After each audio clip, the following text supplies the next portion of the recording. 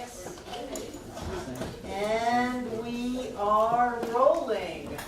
Welcome, welcome, welcome to Science of Mind 101 Class 2 at Center for Spiritual Living, Asheville. In our time and space, it is September 2018, and we always begin in treatment. So take a deep breath and let it out.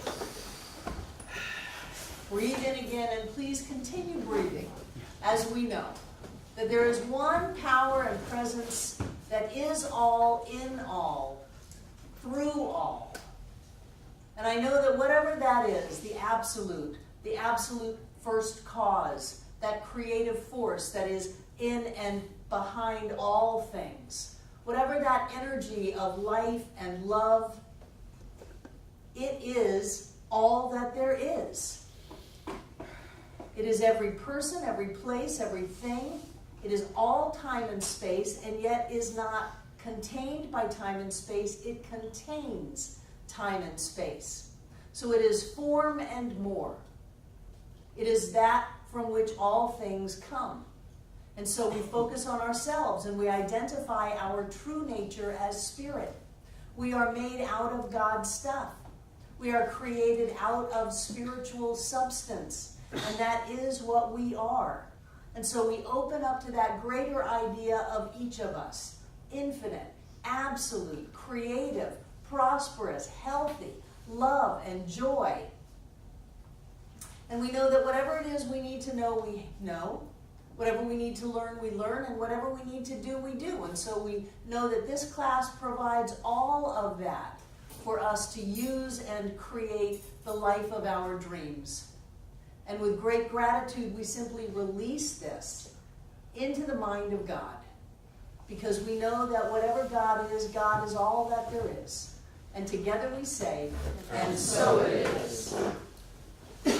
Wonderful, wonderful, welcome, welcome. Am I too loud? Nope. Good, okay, thank you. So the first thing I want to do is, who is here for the very first time? So, what is your name? Shauna. Shauna, Yeah. and Alice, and Rhonda, and Shirley, and I forgot your name, Jeremy. So those of you who were not here last week, just kind of hang on, you'll catch up quickly. But last week, the way we finished the class out was to do actual spiritual mind treatment work for each other. Who was in the experience of that being the first time you ever did a treatment for someone else? Well, congratulations. How did it feel? How did it work? It was kind of awkward. It was awkward, okay. Okay, how about you, Chris? How was it? Yeah, kind of searching for words, the ones Okay. that weren't printed, you know. Great, great, great. And not Sarah. No, Sarah. Who would you like to be? There's another name if you want to say. I feel the same way. It was a little bit awkward, and I want to find my own voice. Yes. Yeah. Who else? For the first time last Monday night, you did spiritual mind treatment work for somebody else. That is a big step. And I want to commend you for doing that. And yes, it's awkward. It's awkward for at least a year. I have practitioners that still think it's awkward. They won't go up on stage and do treatment. You'll notice the ones that don't do treatment, it's because they think it's awkward. And finding your own voice is very important. Being able to have something to follow along, like this handy-dandy handout that I gave you last week, is wonderful for starting. It gives you the 5 steps, it gives you a little example phrase, and gets you going. But you do want to find your own words, and words that are important to you. Don't try to sound like Barbara, don't try to sound like John, don't try to sound like your favorite practitioner. Just say it the way that you want to say it, and you don't have to get all spiritual and holy on me. You can just speak it plainly. When I was in Eugene, there was a person in one of my beginning classes, and his treatments were step 1, recognizing the presence of the divine as all that there is. Hey, big guy. Step 2 was identifying our nature as that individualization of spirit as us. Was, hey, it's you and me. And step 3 was, this is what I want. Step 4 was, thanks a lot. Step 5 was, gotta go. He was a very successful realtor, and that was his treatment. So you can do it, you're doing it inside of yourself. The practitioner always treats the practitioner. So you can have it sound any way that you want so that you get a feeling that this is what is so. This is what's done. Who wasn't here last week? Who wants to hand out from me?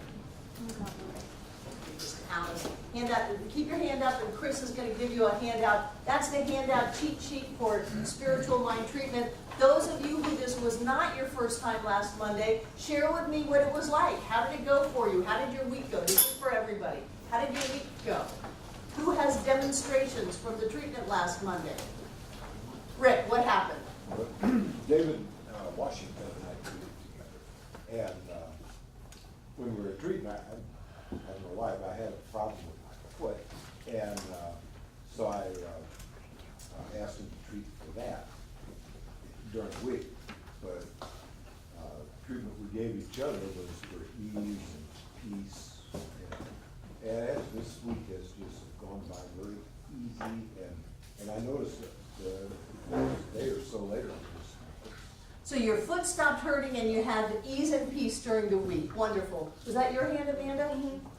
Yeah, I was with Sue Washington, and we both treated for different things with relatives, but what it came down to was connection. And even though the things didn't work out in the way that we had in mind, we both felt that we got the connections that we were Excellent. looking for. Treatments don't always work out the way you thought they were going to work out. That's called controlling. And when we can open up to, whatever is the perfect alignment, we want peace and ease. We think it's going to show up if this happens. We think that we're going to have connection if relatives do what we want them to do.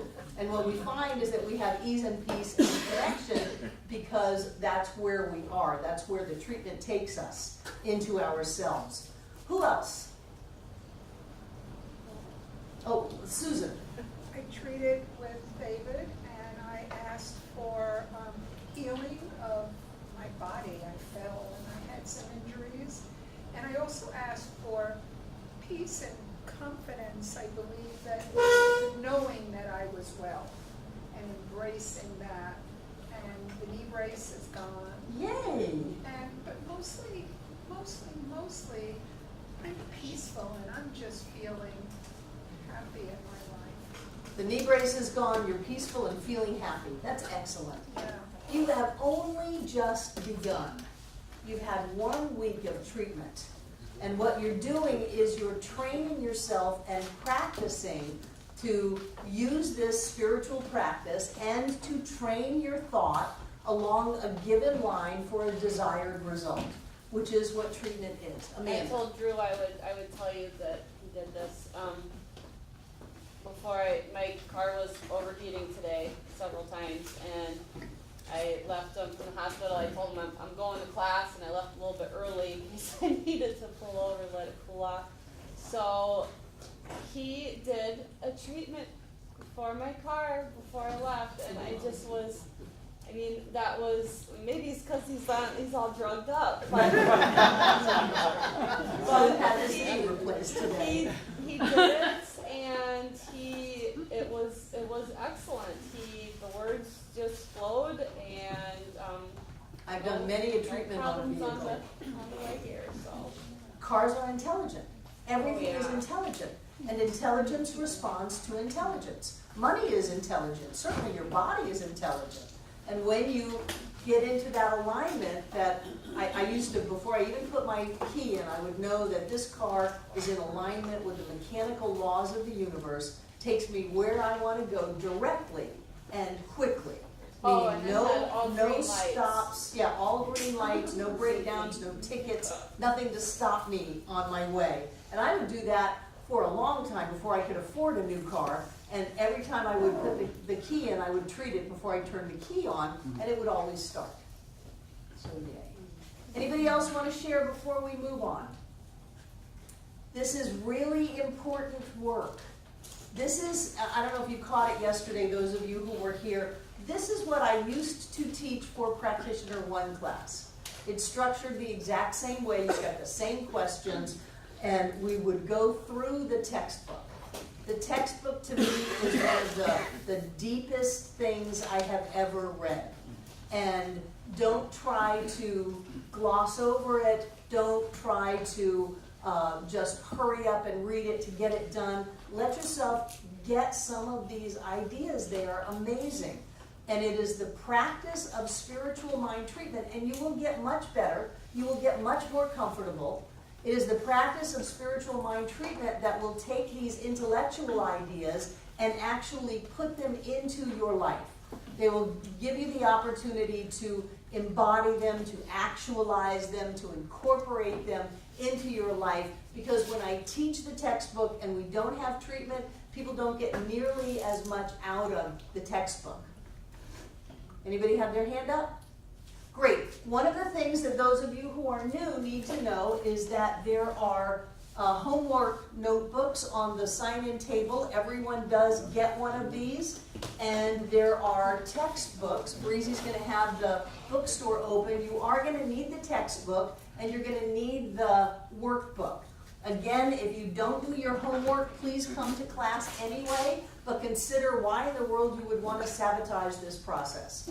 It's easy homework. I give you the page and the paragraph number, and I try to word the question in such a way that it's written in the paragraph that way, because I want you to get the point.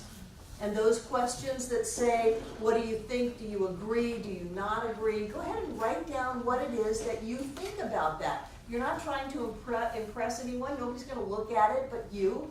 And so you want to get as much out of this as is possible. And because of that, I want to go over some of the questions that were on your homework last week. Chapter 1, what do you think about the story of creation? So much better than the other one. So much better than the Bible one, although it has a lot of ties to it. It does, but it's more reasonable. It's reasonable. You know, to where you can grasp it, and it doesn't seem out there like it's not. I'm actually a big fan of metaphysical Bible interpretation. I love all that stuff. Chris? Yeah, for me, it just felt like a rehash of what's in the Bible, and it didn't feel real. Not all of it, not in the order in which it's presented. Okay. Keep in mind, this was written 100 years ago. And it was written for an audience that was very Christian. You know, they thought Matthew, Mark, and Luke and John were cousins because they were talked about so often. So give them a little space, but can you see that there's an idea that something spoke forth in some kind of a metaphorical word, and that word was the point of creation? Even in the Greek, when it said the word was translated from logos, and logos means breath. So there is that breath, there is that energy, there is that impulse that started all of creation. What about, is absolute intelligence and universal intelligence the same thing? No. Why not? I see absolute intelligence as God, as the beginning, as all there was at that time. It was just God. And universal intelligence has limitations. Now we know that.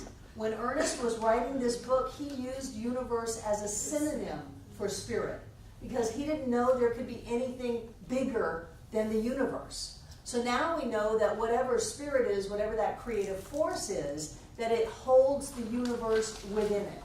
In the book, he's going to say that they're the same, because he used them in the same way, but you're more right, because the universe has within it the connotation of time and space, and we know that whatever spirit is the formless, which within it contains all form, which would be the universe. And we probably have many, many infinite universe layers anyway, and he's just talking about one. What about, what is absolute consciousness?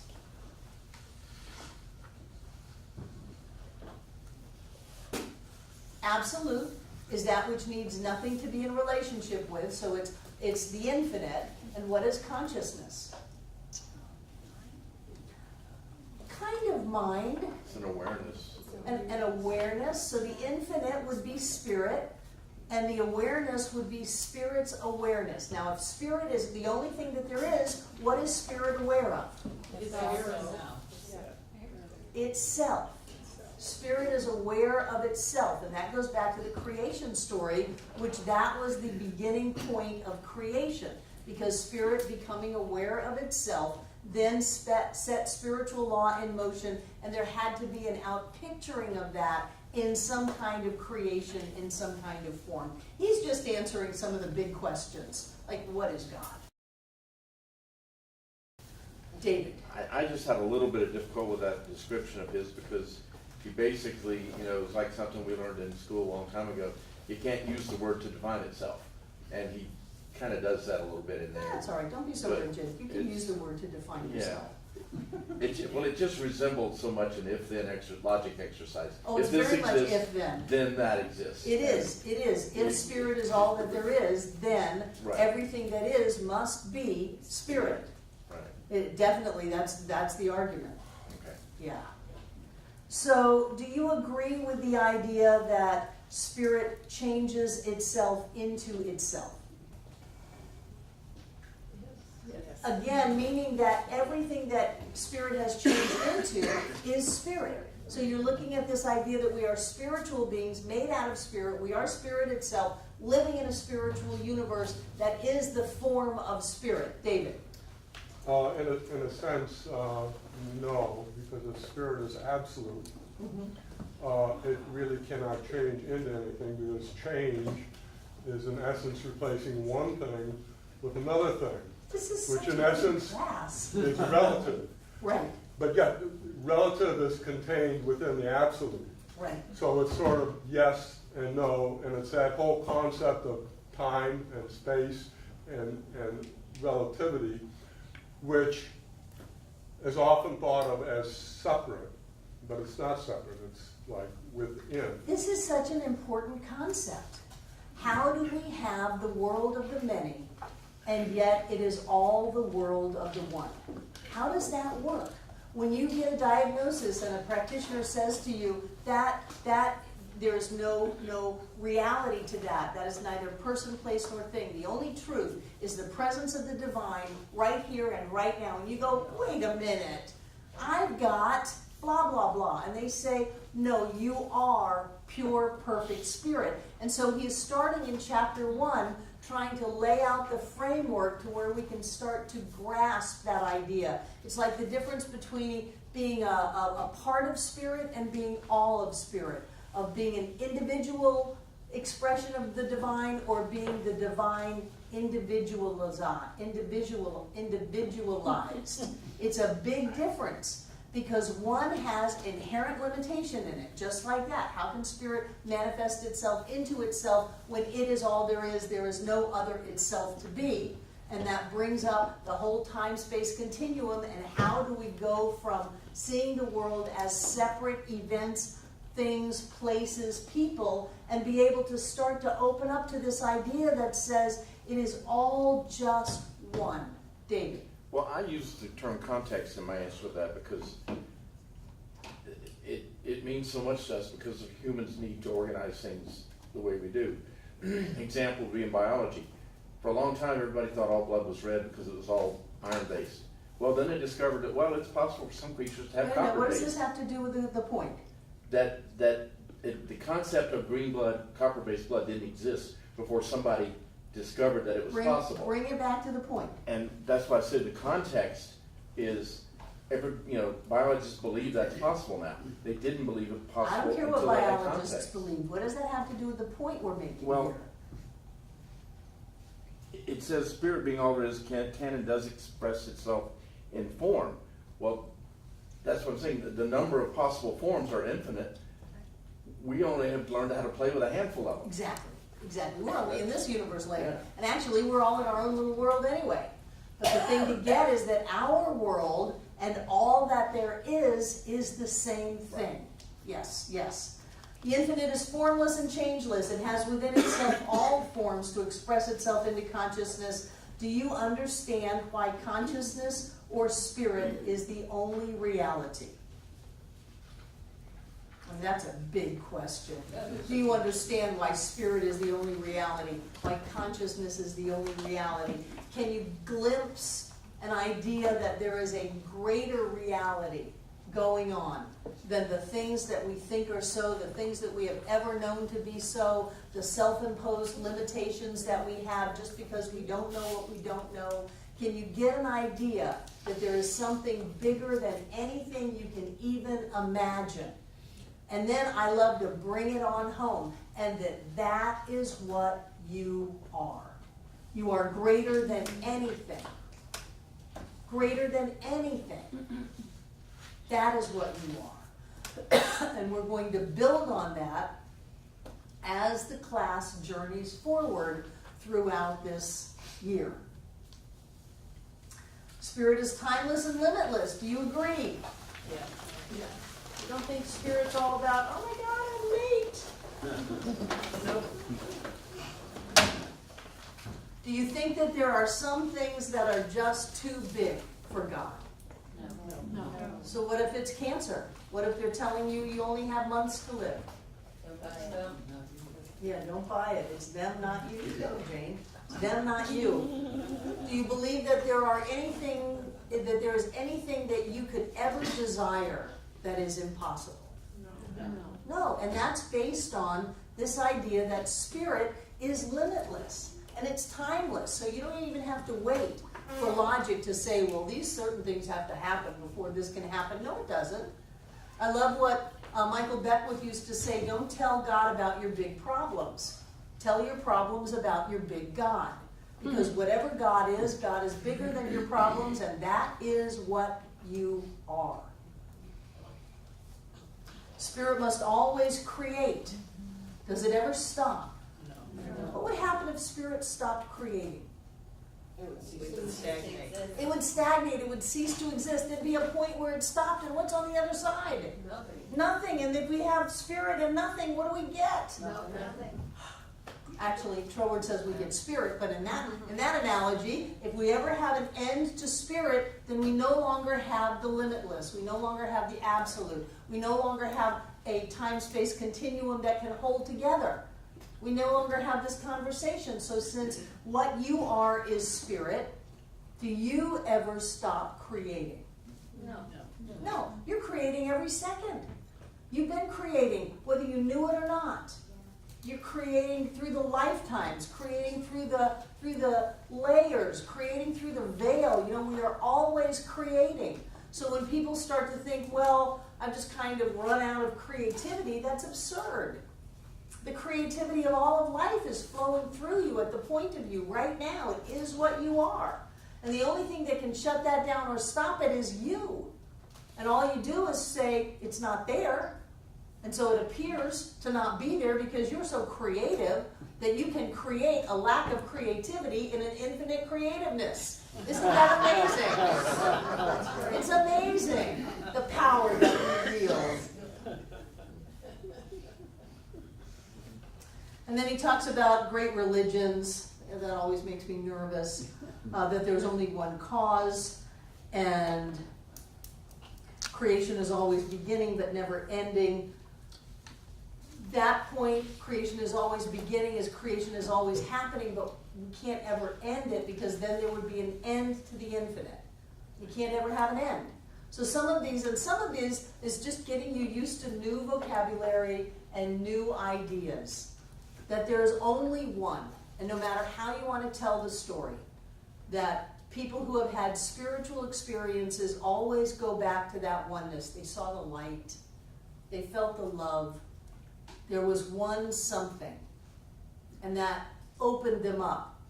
And then if they started a religion, I can't vouch for what happened after that because usually it's so bastardized by people that it's no good anymore.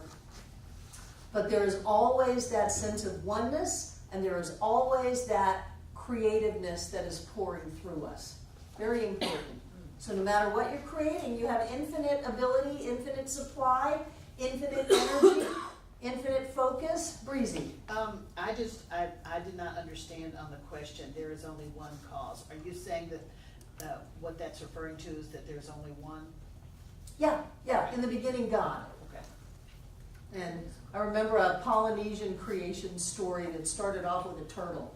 You know, in the beginning was the turtle. There's only one. And out of that came all creation. You know, everybody's trying to go back to the oneness in the best way that they can. Chapter 2. Why is it that God cannot make a mechanical individual? And I used to get this more than I do now. Why couldn't I just be created happy? Because then you wouldn't have your choice. Then you would not have free choice. How can spirit be us, us be spirit, whatever God is, I am? How can I be locked into, even though it may sound like a really great idea, a totally happy life? How does that affect spirit? Spirit would be locked in to something. How can spirit not have free will? Is that possible for something to say to spirit, no, you can't create new universes, you can't create all of this other life forms, you can't do that? Is that possible for something to have an impact on an infinite that says no, that places a limit on it? No, that means we have to have that same thing, which means that we have got to find our way. And so people fight that instead of embracing it. Well, why do I have to struggle to find my own happiness? Why do I have to work to have my life work? Because if you didn't, you would be a robot. And if you were a robot, you wouldn't be you. And being you is very, very important. So don't bemoan the fact that you're in your own life. You're in your own life as of your own creation. And you have the ability to recreate it any way that you want. It's fantastic. You have this total support of all of life in recreating your life in whatever way you want. Do laws come into being only when someone becomes aware of them? No. So just because I lived much of my life not understanding spiritual law, it was still there for me. It was still there for me to get that whatever I'm focusing on, I'm creating, whatever my mindset is what I'm going to live out. Can you imagine what kind of laws are available to us that we just don't know about yet? Scotty, beat me up. All kinds of things. But Barbara, we have to be aware of the law. Exactly, that's why you come to Center for Spiritual Living Asheville, Jane. I know it. Well, that's why, that's, if you're not aware, then you have no choice, you have no access. You have no access, you always have choice. But You have no so access. awareness is really the thing that you really want. Yes, people want awareness, and yet everyone has the intelligence and the wisdom of all of life within them, awaiting our recognition. There are plenty of people who haven't gone to Science of Mind class and have intuited and tried out creating their own lives. There are plenty of people who say, boy, if you want to have a life that works, you've got to do it. And they didn't have any idea what metaphysics or Science of Mind was about. So just because people haven't been aware of it doesn't mean they can't be aware of it on their own. They can. Wow, what do you think about this idea of the thinker and the brain? That was always fascinating to me, that if you cut the brain out of a person and put it into a jar with electrodes, if it was the brain that was doing the thinking, it would still keep on thinking. Who had that thought? I often ask myself. Who thought that thought? And people say, well, I couldn't help it, I just thought it. No. You could help it. There's a whole field of psychology called rational emotive therapy that says for the briefest nanosecond, for the briefest moment, before you have a thought or a feeling, you are doing that thinking and choosing. So you don't just have thoughts. There's a part of you that chooses that thought. You don't just have a feeling. There's a part of you that chooses that feeling. And when you start getting in touch with that part of you that is really in charge of what's going on, you have a greater sense than feeling like I'm just a reaction to my brain. I'm just a synaptic transmission. David? Is that part what we often refer to as subconscious? No. Okay. No. Susan. So where does the word, the concept of mind come in? Because I've often been reminded that it's not me, it's my mind. So is that the brain? The brain and the mind are two different things. The brain is an organ. Right. It's a piece of meat in our head. There's something in us that uses that, and that Ernest called mind. The original name of the teaching in the book was The Science of Mind and Spirit. I like that one better. And spirit? The Science of Mind and Spirit, yes. So that spirit is separate from mind. No, he was just using different words to talk about the same thing. All there is spirit. You could put a slash instead of the and. Well, they just took it out. Yeah, I like that. One of the things that he says in the farther on in the textbook is that the body has no ability to have disease on its own. Hold on, Pegatha. That the body needs the mind in order to be sick. Wow. And if the body could be sick without the mind, without the presence of the person, then dead bodies would continue to be sick in the graveyard. Walking Dead. Isn't that amazing? What a concept. It takes me to make my body sick.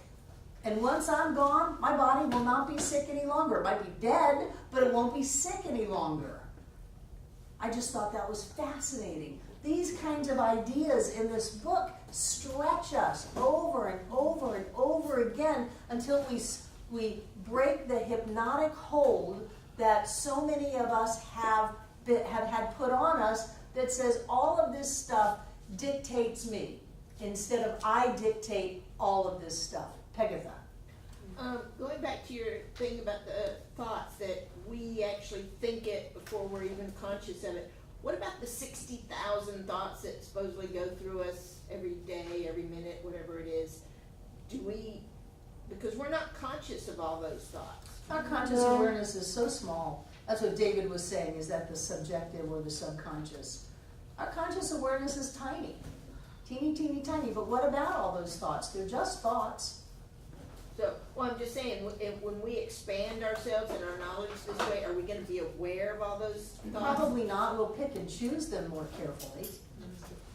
Yeah. So the universe has to be one in order to be at all. Like we always say, the oneness has to be one, or time and space will not hold up, because we cannot chop up a one. And oneness does not mean sameness. We don't all have to be the same for oneness. We're all different, but we're still one. Breezy. Going back to question 3 on the brain and the thinker, I never really could find a definition for thinker. And That's you.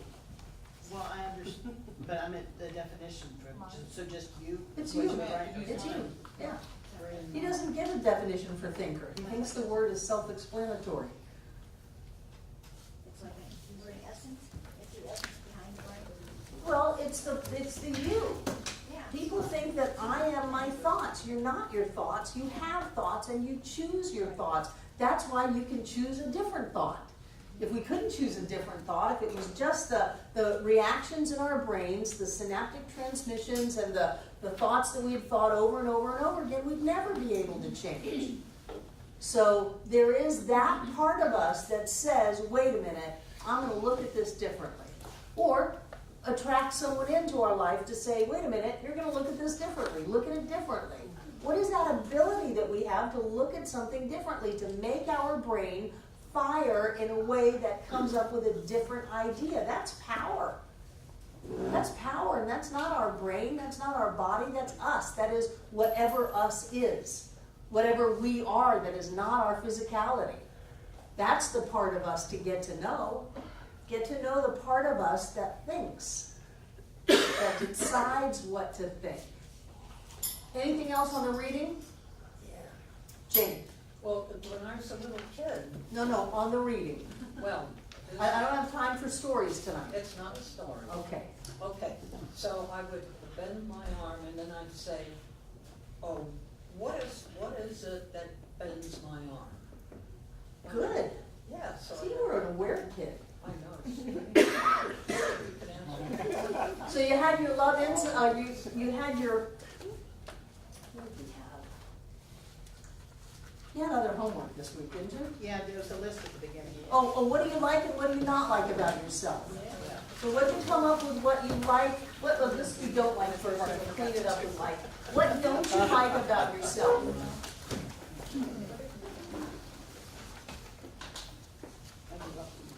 That you give up too easy. Wonderful. So what you're gonna do is you're gonna be aware of that and help yourself stick to it longer, whatever that is. Margot and then David and then Shauna. I get angry with the way other people drive. I had a student in Miami who used to do that, and I made him drive down Bird Road from 4 to 6 every day, just going back and forth until he could do it without being angry. And it took months for him to say, okay, I did it without being angry. Okay, you are released from that. David? Well, I found that I've often in life chose discipline over faith. In other words, the hard work version instead of just believing. That's a that it's true. control issue. Yeah. That if I do it, even if I work my butt off, I'm sure it'll happen, and if I just have faith, God knows what'll happen to me. So good, you get to practice faith. Shauna? In response of the giving up too soon, mine is the opposite of that. I am loyal to my own detriment. So I hold on too tightly to things that have outlived their So your mantra might be good enough. Yes, absolutely. It's good enough. Yes. They say when you write a book, it's 100%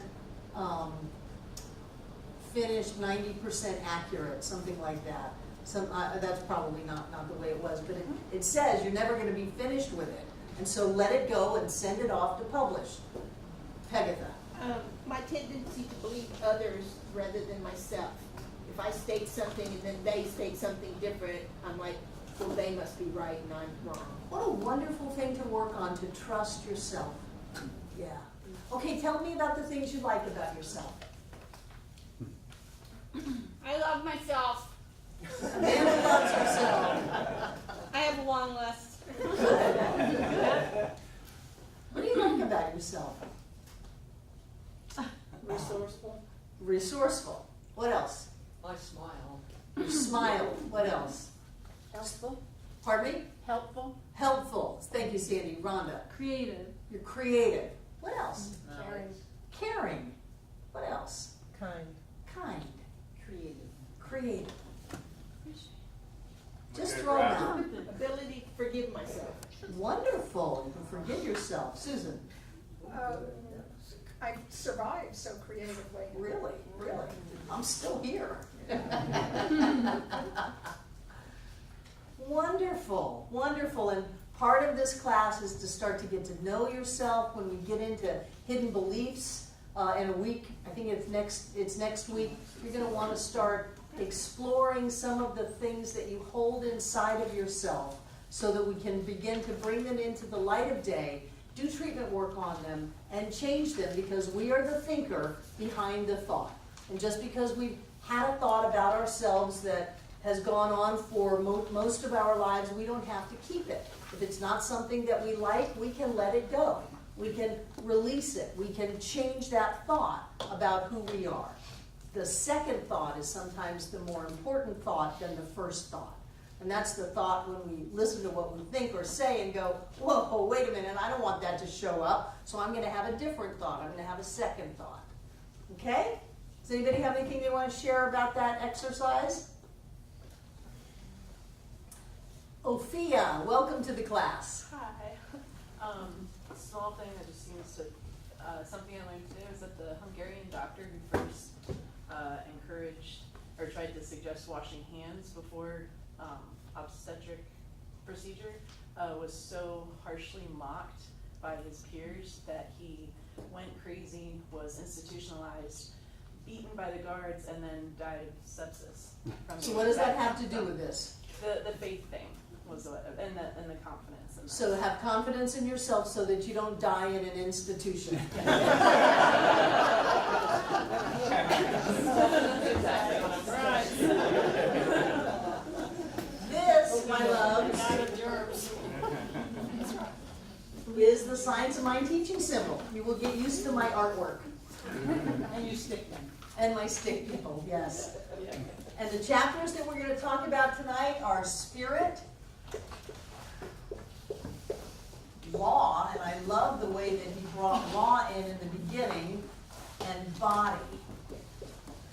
In the textbook later on, he's going to call it spirit, soul, and body, which has always driven me crazy because when I think of soul, it is my personal soul, my connection with all that is. And so law to me is a much better word because we are talking about spiritual law in this entire book. And when we talk about spirit, remember we're talking about, next time I draw it and be straighter. We're talking about the infinite. We're talking about the circle that has no circumference, whose center is everywhere. So when we talk about spirit, we cannot have an edge because you can't have an edge on an infinite. But know that the spirit, the center, is everywhere, which means the center of the infinite is you. It's not in you. It's not a little bit of you. It is you. Breezy. If you could repeat it again, I've got the spirit as a circle with no circumference. Whose center is everywhere. Yeah. I think that was Meister Eckhart or somebody. Oh, and if you want a little help on spiritual mind treatment, John has literally the book on the top shelf in the bookstore, 5 Steps to Freedom. It is a book, a primer on spiritual mind treatment. It is excellent.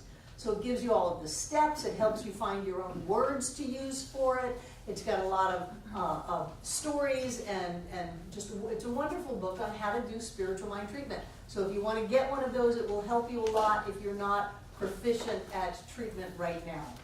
So when we talk about spirit, we're always talking about something that is infinite, it has no edges, something that is absolute, which means it has nothing to relate to, it is not the relative. Relative means I have something that I am relating to. There's two things. Absolute has nothing outside of itself. So we're talking about this really big idea of spirit. Universal spirit, absolute spirit, whatever these big, big words are that we want to try to just stretch our mind with.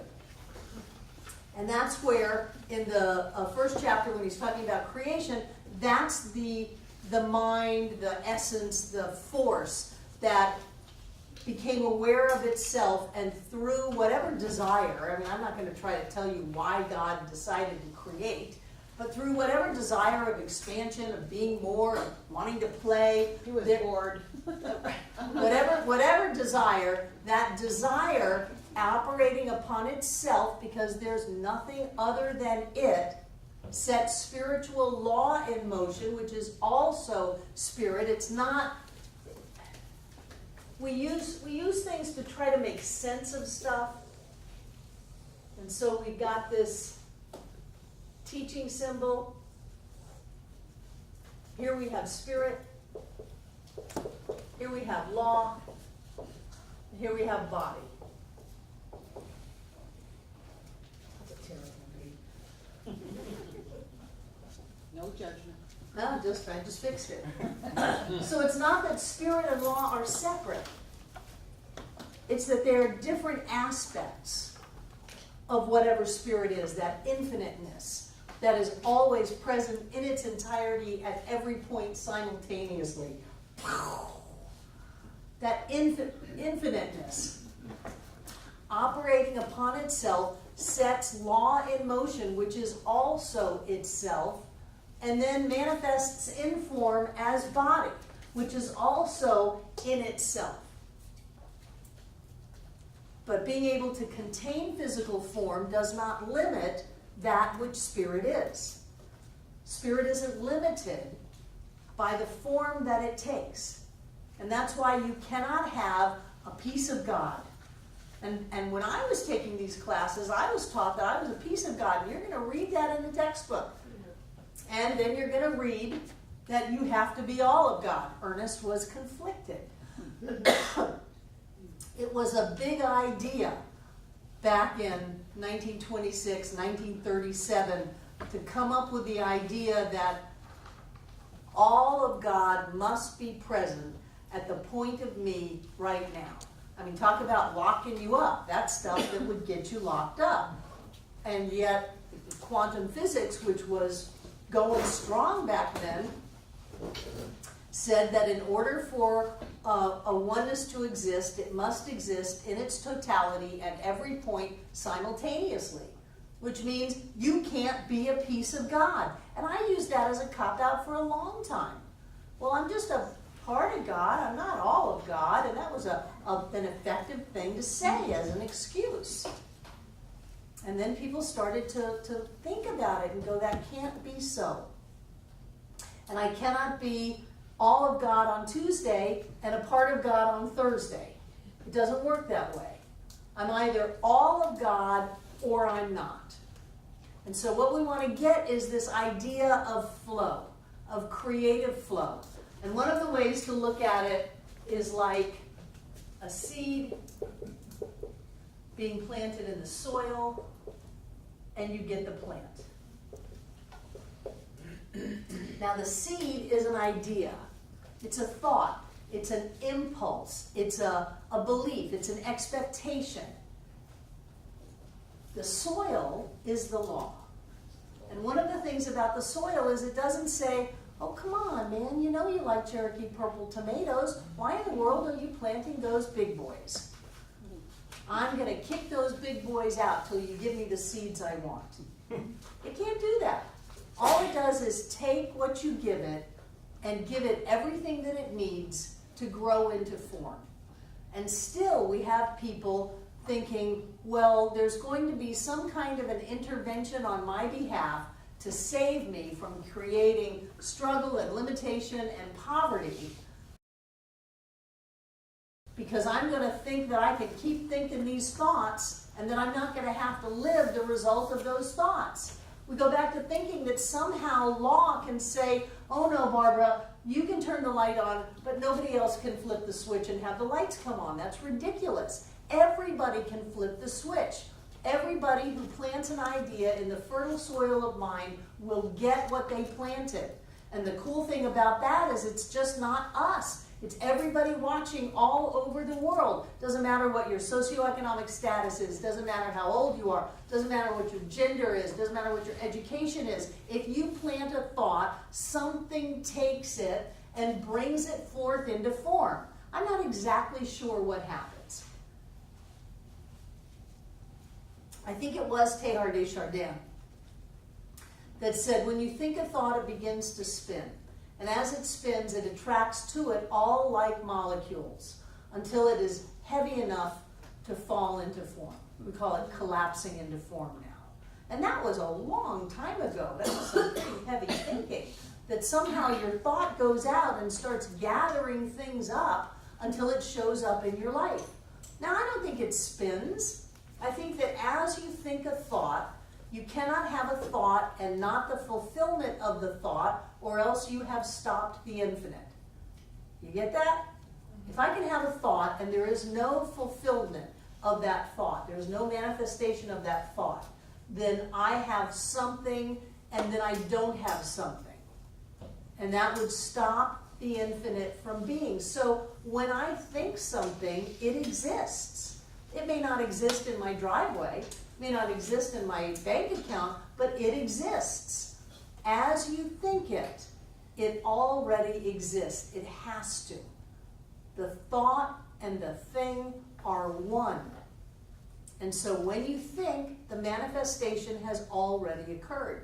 Now, might you need to do a little work on your head to be in alignment with that manifestation, to have it come into your life? Sure. But that doesn't mean that it's not there. You're not creating it. You're simply allowing it into your experience because it's right there knocking on your life. Alice, let me in, let me in, let me in, let me in.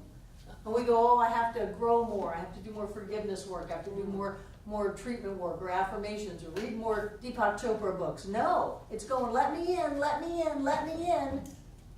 It must. The power to that is amazing. Every time we sing, let there be peace on earth, there is peace on earth. And we did that. Not that we made peace on earth, but we acknowledged that which already is here. It's just amazing to me. So here we have a simple analogy of a seed planted in the fertile soil of mind coming forth into form. In that analogy, if you're going to plant a seed, any gardeners in the room? Just a couple, holy moly. Do you just go out and throw a seed in your backyard? Sometimes. Wild day. Wildflowers. Usually, we do a little prep work. We'll dig out the weeds and the grass. If there's grass, we'll dig those out. Maybe we'll dig around in the soil and break it up. And if we find something that we don't want in our garden, what are we going to do? We're going to yank it out. That's what we're going to do when we start the hidden belief exercises. We're going to look around in the garden of our awareness and see what is there that we do not want. We got some rocks, that might be blocks. We've got some weed roots that are just going to come forth again, and something we don't want, that might be a reoccurring pattern. Poison ivy. We may have some poison ivy that's just going to hurt us, and we want to get it out of there. And then we might want to put something in the soil, right? We might want to put a little fertilizer in it. We might want to put a little lime in it. We might want to put a little water before the water, some sand or something to break up the clay, something like that. We're going to want to amend the soil. That's coming to class. That's reading the book. That's doing your spiritual practice. You're putting stuff in so that the soil that you plant your desires in is more productive. Now, you're not really making the law do anything more than it already does. You're taking out your resistance.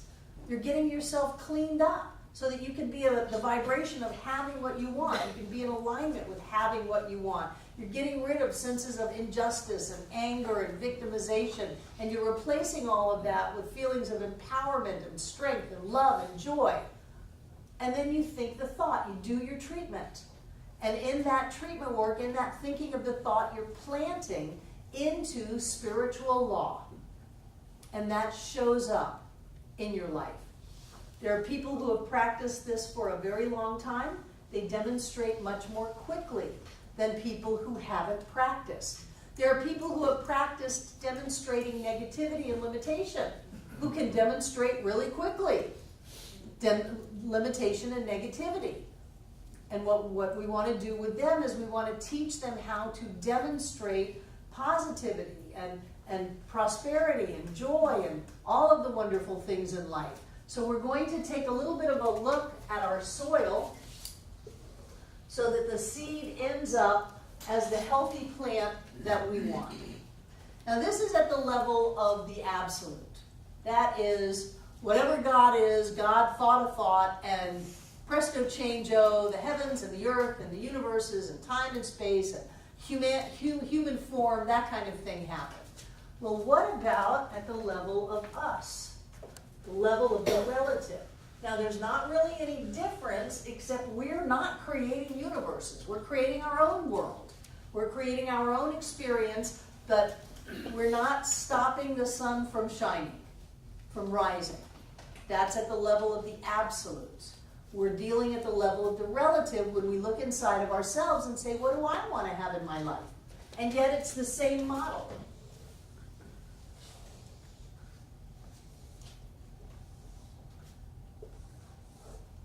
Spirit,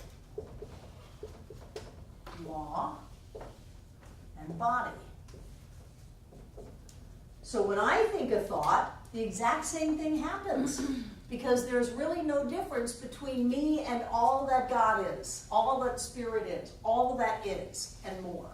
Because all even has a sense of limitation to it, because that's part of the space-time continuum. but I don't have another word to use. So there's no difference. I am using the same power of creation that was used to create everything that I can see, everything that I've ever experienced, everything that I can imagine, and so much more. So when I think a thought, I am placing that thought in mind, and I manifest in my life. When a practitioner thinks a thought, or when you're treating for somebody else,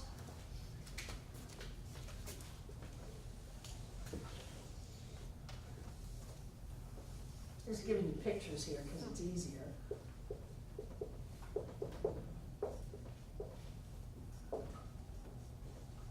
They say we are all one on the subjective side of life. That area of law is universal and individual subjectivity. It is subject to the top part, the thought. It is subject to the impulsion, the desire, the creative force.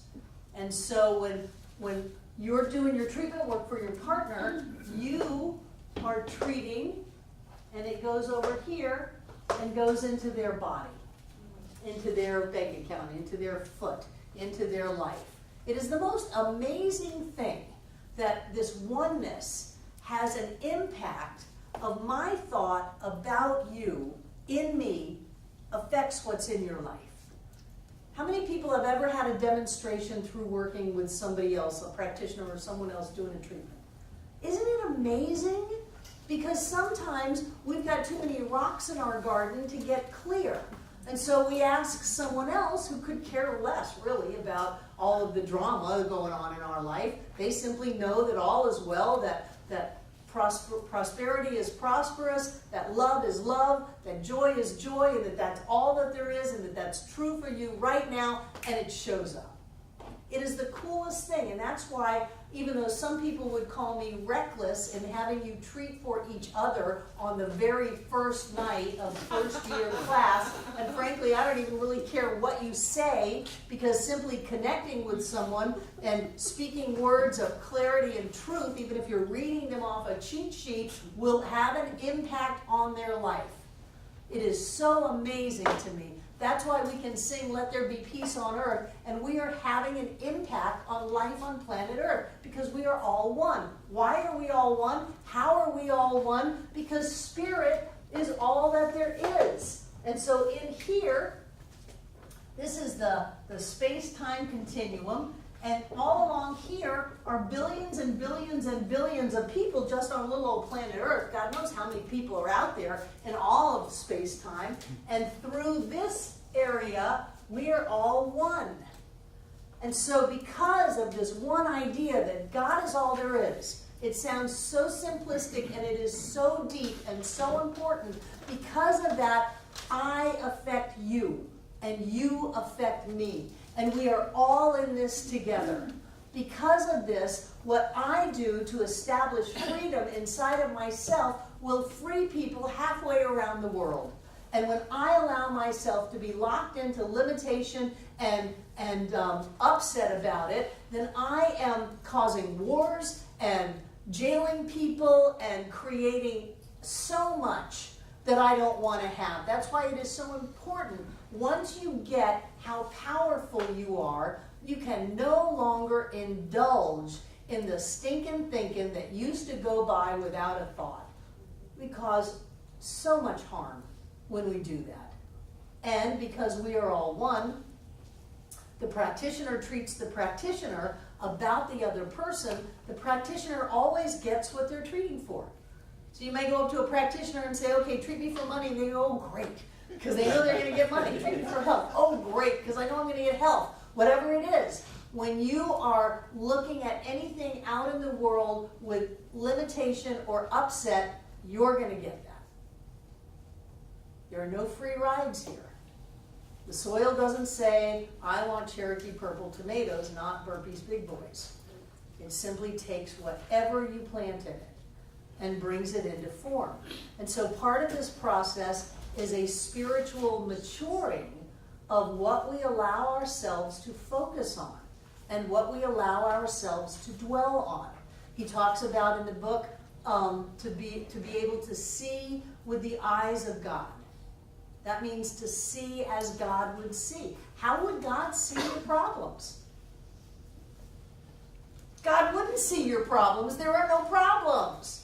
There's only love, there's only light, there's only life, there's only joy, there's only an infinite expansion, which includes everything. You want money? Well, it's infinitely expanding in the universe. You want health? Well, it's infinitely expanding. Success, infinite expansion. That's all that there is. There is no limitation. If there was any limitation, then it would cease the infinite from being, and everything would not be here.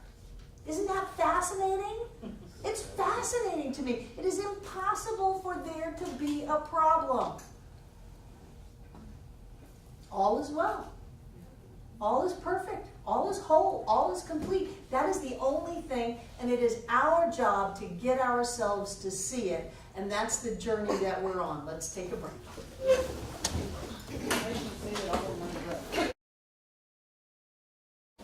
Great.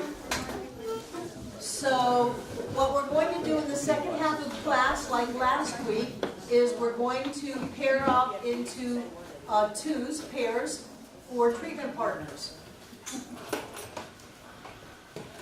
Betty, will you shut the door? Thanks. You'll have an A and a B, and the A will talk to the B. The question is, what do you want? What can I know for you? Again, this is a learning environment, so don't go off onto this whole big giant thing. Don't come up with lists of 10. You're going to do one thing so that the person doing the treatment can learn on you, and then the person giving the treatment will give the treatment. This isn't something that we're going to do later. It's not going to happen after class or sometime next week. You're going to give the treatment on the spot. And then you switch. And you've got the little cheat sheet that's got some phrases on it, and you can just copy those if you want. You can just read that sheet if you want to get yourself into the groove of it. There was some concern last week about what do I know?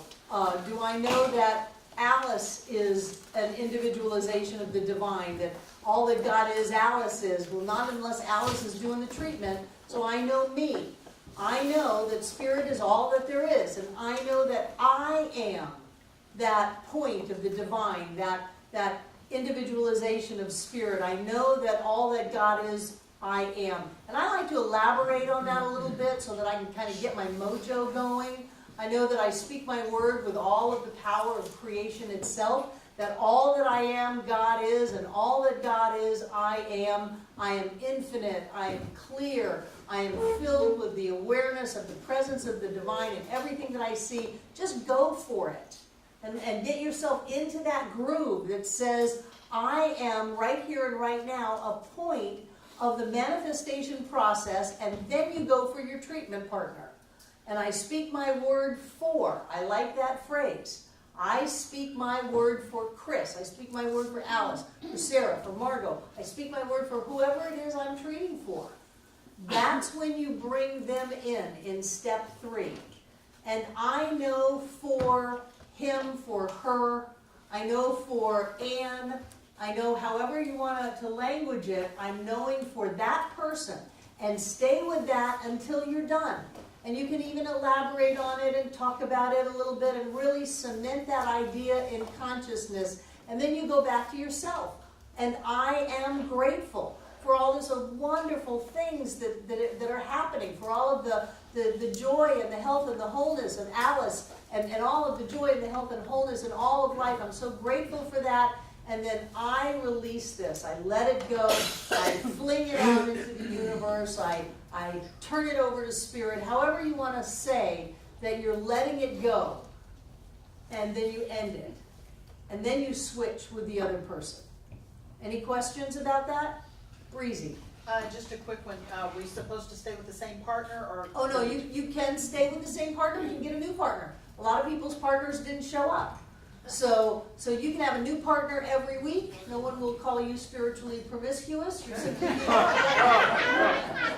or you can stay with the same partner. I don't really care. I want you to treat every day this week. Treat yourself, treat your partner. Your partner is treating themselves and treating you. It's not a bad idea to share phone numbers so that if you want to call them and say, oh my gosh, let me tell you what happened, you've got a number. And you're not calling the office going, I think their name was Sam or Jeff or something like that. I'm not really sure. You get your own number. Any other questions? Okay, find your treatment partner and go. And those of you watching online, the camera's going to go dead for a while.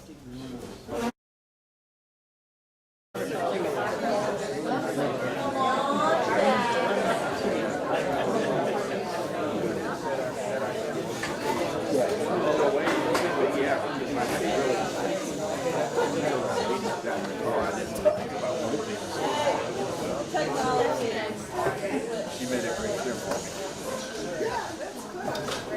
Thank you. So, do you feel the energy in the room? Yes. Do you feel how we can affect a change in our environment by what we do inside of ourselves? You guys are really great doing treatment work for each other. How many people, this was the very first time they ever did a spiritual mind treatment? Alice, Ophia, Shauna, congratulations, your life will never be the same. Good. Do we have any questions or comments about the treatment process? David? I have a comment, and that is, I just, a few minutes ago asked for treatment regarding a hesitation and a resistance, and it's not a reluctance, but to share. Earlier in the beginning of the class, I really sort of wanted to share a demonstration. And I nearly raised my hand, but I didn't. And now you're healed, yay! I want to share that demonstration because at least for me, I thought it was pretty significant, and it was directly related to what I had asked in terms of treatment with respect to clarity and harmony and communication with people. And that is that about 3 weeks ago, I was contracting with someone to do some tree work on our property with a bunch of overgrown trees that have been neglected. And he said, fine, I have to get permits and go through a whole process, and I'll get back to you. So on Monday, he just drives up out of the blue. He starts walking around and says, I'm concerned about, when I was here, there's these dead limbs over your house here and there. He says, I'm concerned with this storm coming. He said, I can't start your work for another week or so, but I'm going to come back before the storm and take those limbs down. And he did. He came back and he took down a bunch of stuff. And, who knows whether they would have come down on the house or not. That's not the point. The point is that it's a really good affirmation of the fact that clear, correct knowing and right action is taking place in my affairs. Yay! Yeah, a tree guy to come out right before a hurricane. I'm impressed. Literally, it was Saturday afternoon. Right. He came. Good. Lights, she had to help. Good. Who else? Questions or comments about the treatment process? Kate? I just have a comment about the person who I worked with. This is only the second time she's done treatment, and it was fabulous. The second time she's done treatment, it was fabulous. Who are you working with? Rhonda. Yay. We don't have to have a license to know, and whatever you know is. And you just know it in yourself. You don't have to get all degreed and heavy and speak the right words. You just know it, and it's fabulous. Excellent. Who else? Is that me? Yeah.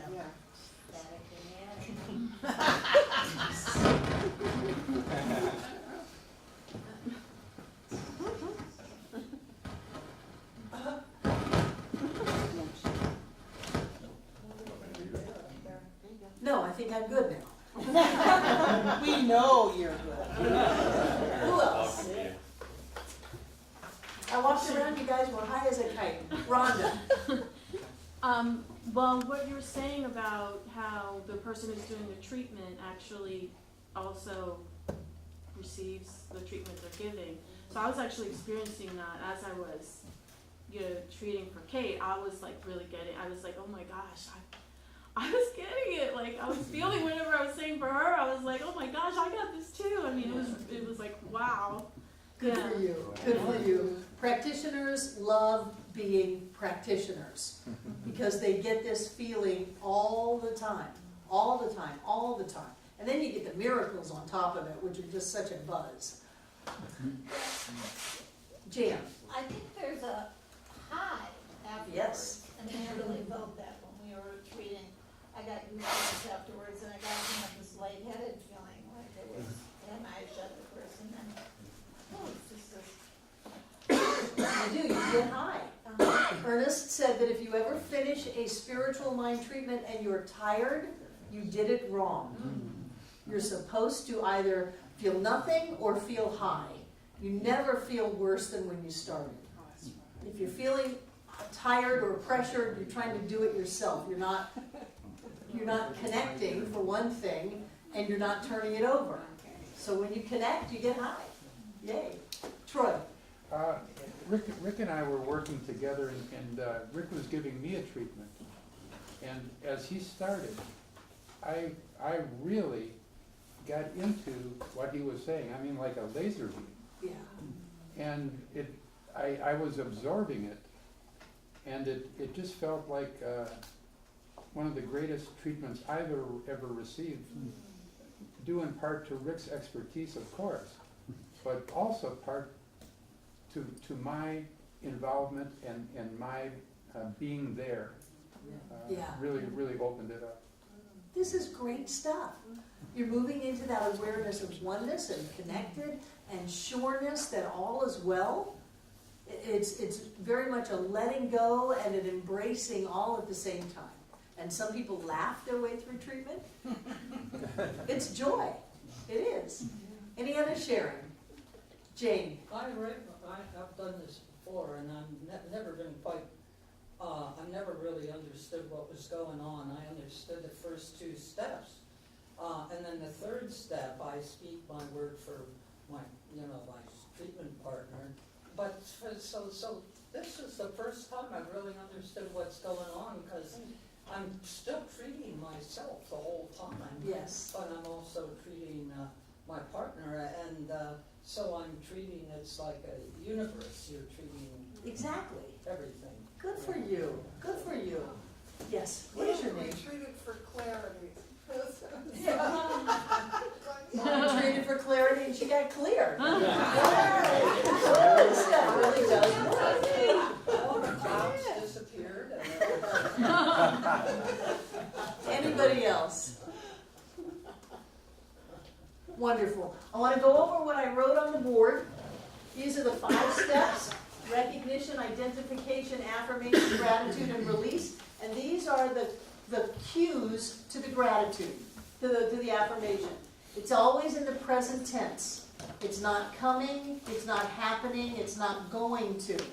It is. Sometimes people use the phrase right here and right now to get them focused in the present. It always is already happened. It's here, it's at hand. The second one is that it is positive. You're not going to use any no's. So it's not, I don't have pain. I can't experience this. I won't go there. It's none of that, because those words all have a no in it. It's always positive. I now have. I now am. Or he, she, it is. Right now.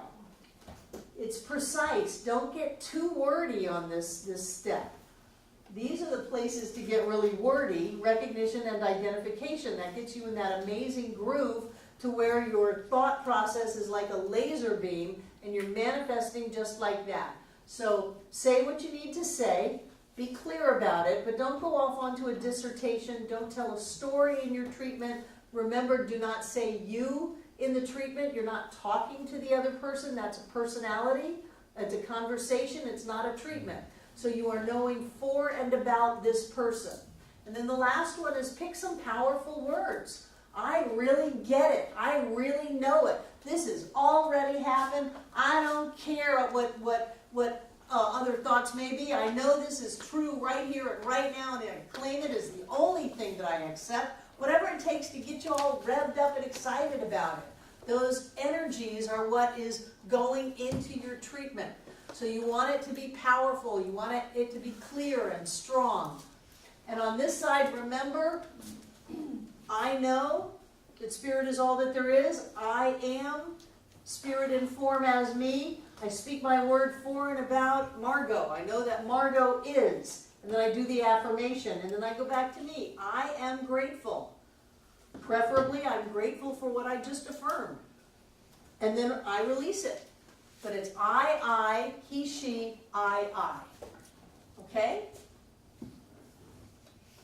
Since we have a few minutes, one of the things that I want to talk about is the idea of a demonstration versus a healing. Everybody can get demonstrations. You have a back problem and you have a treatment and it goes away. Well, what then happens if your back problem comes back? You have a treatment and it goes away. Or if you need money and you've got a treatment and you get money, and then you need money again, and you have a treatment and you get money, and you need money again, and you have a treatment and you get money. It is okay to use treatment to demonstrate. That's perfectly appropriate, but what we also want to work on is having a healing. And a healing changes the cause that creates the physical problem or the financial situation in the first place. So we don't have to keep running to a practitioner to get a treatment every month because we've got too much month left at the end of the money or because we feel burdened again. And so what we want to do is we want to change our consciousness, change the way we look at things, change the way we experience life.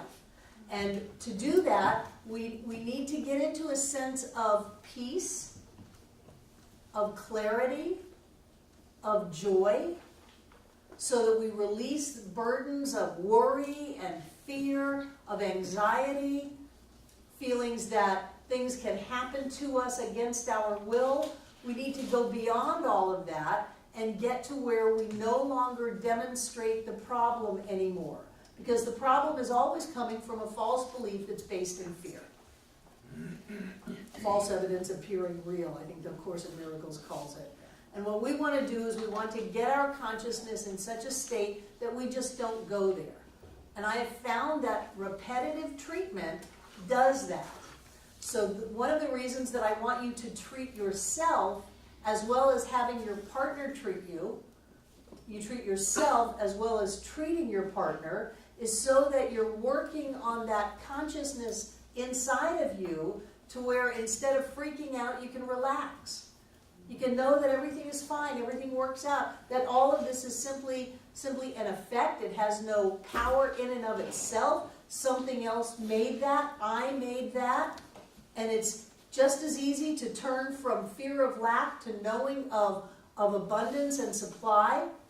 And then you start to default to that thought process and you stop creating problems. So not only do I want us to learn to demonstrate, because I think that's very important, but I want us to learn to heal. And to heal, we have to get our heads screwed on straight. We have to live a life where we know that all is well, a life where we trust, a life where we have faith, a life where we can relax, a life where we have fun. I loved hearing you laugh. I love that. I think that happiness and joy is one of the most healing things that we can do, is to be happy and to be in our joy. I think that anger and worry is one of the most destructive things we can do.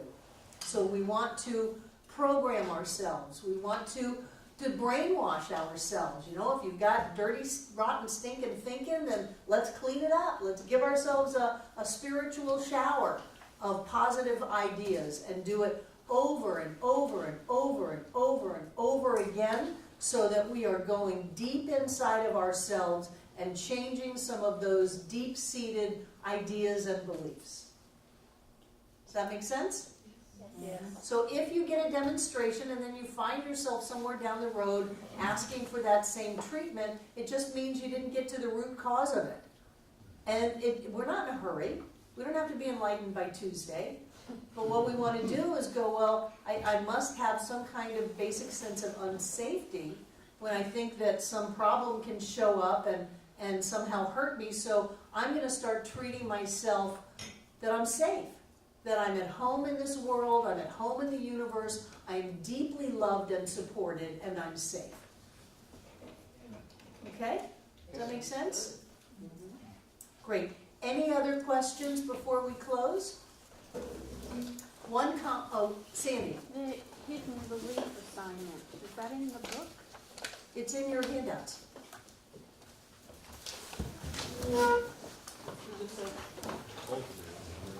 Yeah, that's your homework for this week, is to answer the study questions for chapters 3, 4, and 5, Spirit, Law, and Body. And to do the hidden belief assignment, we're going to start looking at the beliefs that we hold about who are we, what is life, am I safe, is life for me. Did you find it? Page 7? And it says to do the hidden belief assignment and the love insight exercise, but then the next week it says to do the love insight exercise. I must have moved it and didn't delete the first one. It was just too much. I don't see the love insight. I don't see a lot. It's in 2 weeks from now. Oh, okay, I thought you said. But what is the hidden belief assignment? It's on page 7 in your workbook. It's not It's in just the a text punishment, notes. it doesn't give the assignment. No, it's not. Page 15. Where? 15, page 15. Okay, page 15 is the hidden belief Found it! assignment. Got it. Does some people have the hidden belief assignment on page 7? Well, what it says on 7 is to complete the hidden belief. Yeah, and so it's after all your study questions, and you've got 3 chapters, so you get a lot of study questions. You don't have to share anything that you don't want to share out of the hidden belief assignment. Okay, so if something comes up and you don't want to share it, you don't have to. But there will be plenty of stuff in the room to share and to work with and see how we can change that belief around into something that works for us. Yeah, that's all for next week. Also, October 1st, we're not going to have a class. No, October 1st. So we'll just go dark. My guess is it's going to take us a little bit longer than the classes say to get through this material, and I don't want to rush it. So we're just going to take our time and go through it and start the next series of chapters and questions when we're done with this one. Okay. Okay? Yep. Good. Who is staying to help in the kitchen? Chris. So, what is your name? Shauna. Alice and Lynn. Please stay until everything is done in the kitchen. We, most of us left prematurely last week. Okay, so stick around till everything is actually finished, okay? Yes, Margot. Please, when you empty the big coffee cups, turn the spigot off. And you're done. Margot makes the coffee for class. Forever pouring water all over the kitchen. The problem with that, Margot, is that they're supposed to leave it open because we have a mold problem if the units are sealed. Oh, okay. So the Well, then coffee, I'll just have to make. yeah, the spigot is open, the lid is loose, so that the air circulates in it, all of that. Yeah, that's, no, they're doing exactly what they're supposed to be doing. Relay what I said. I want you to know you're doing an excellent job, that this is advanced science of mind studies, and you are doing a wonderful job in first year class just right out of the gate. We had 2 people who haven't been to class before do treatment work for each other, and they were like, we got it down, we're on it. So thank you. Take out what you're going to give.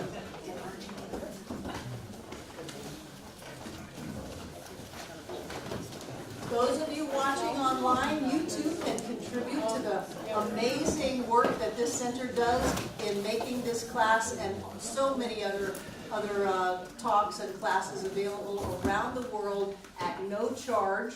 by going to the donate button on your YouTube page. It's right there. Just click it and it'll take you right to our PayPal account. Whatever you give is greatly appreciated. 12,000 people. 12,000 people. Wow. And so what I know is that all that God is present in its entirety right here and right now. And that each one of us is that which God is.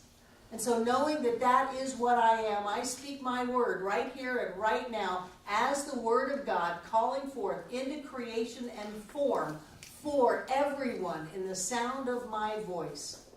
Vibrant health, abundant prosperity, loving relationships, and joy-filled success. I know that we move through our lives, the doors are open, and our way is made clear, and all of the universe comes together in concert and harmony to support our every whim. I know that the power that moves through us creates everything that we choose to have in our lives. So I claim that clarity for us, that wisdom, that intelligence in all that we do. I know that each of us is blessed. The people that we work with are blessed, and the world is blessed. And so with great gratitude and thanksgiving for this Science of Mind 101 class, and for all of the amazing work we do, I simply release this treatment into all that God is, because I know that God is in it all, because God is all. And so it is. So it is.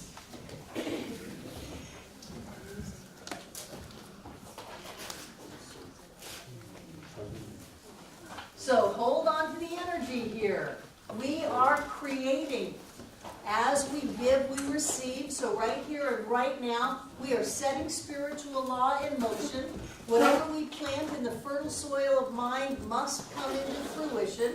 So right here and right now, we are creating prosperity and abundance and money in our lives. We live in an abundant universe where there is more than enough for all. Each one of us deserves to live the rich and blessed life.